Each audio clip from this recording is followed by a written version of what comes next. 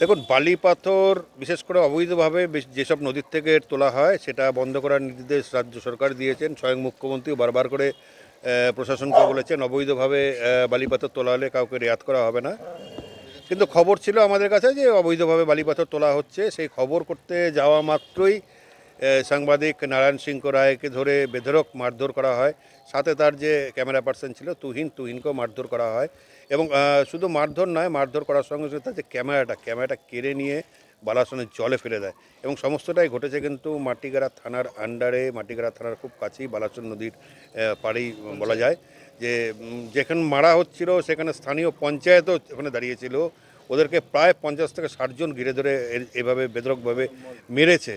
কিন্তু দুর্ভাগ্যের বিষয় যে সেখানকার যারা ছিল জনপ্রতিনিধি, তারা কিন্তু কিচ্ছু বলেননি, বাঁচাতেও আসেননি। যখন নাকি মারধর দিয়ে তারা ক্লান্ত হয়ে যায় আক্রান্তকারীরা, তখন পঞ্চায়েত তাদেরকে নিয়ে গিয়ে অন্য জায়গায় সরিয়ে নিয়ে গেছে। এটা একটা দুর্ভাগ্যজনক যে সাংবাদিকরা সরকারের সঙ্গেই হাত মিলিয়ে জানি কাজ করতে যাচ্ছে, সরকারের আবেদনে সাড়া দিয়ে কাজ করতে যাচ্ছে, তখন তাদের উপর আক্রমণ।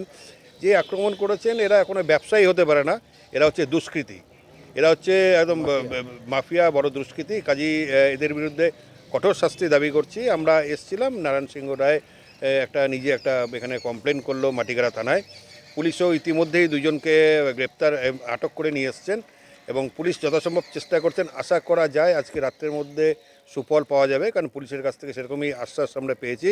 আমরা চাই যে এই ঘটনায় যারা দোষী তারা যেন অবিলম্বে ধরা পড়ে এবং তার যার আইন অনুযায়ী যেই শাস্তির বিধান থাকে তাদেরকে সেটা যেন দেওয়া হয়। বললাম যে অনেকেই মারা হচ্ছিল, তখন শুনলাম পঞ্চায়েত নাকি সেখানে দাঁড়িয়েছিল, কিন্তু মারা ধরা হয়ে যায় নাকি যারা আক্রান্তকারী তারাই, তাদের মুখ থেকে আমি শুনেছি যে নাকি পঞ্চায়েত বেশ অনেকক্ষণ পরে মারধর দেওয়ার পরেই পঞ্চায়েত ওদেরকে সরিয়ে নিয়ে যায়।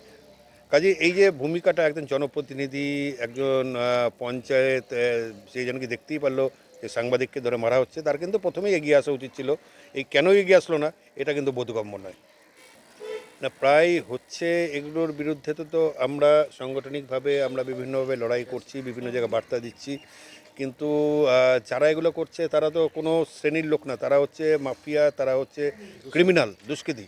কাজেই তাদের কাজই হচ্ছে এই ধরনের অ্যাক্টিভিটিস করা। আমরা যত পুলিশকে বলি, পুলিশ প্রশাসন আছে, পুলিশ প্রশাসন যথাসম্ভব তারা কাজকর্ম করেন, এগুলোর বিরুদ্ধে যান।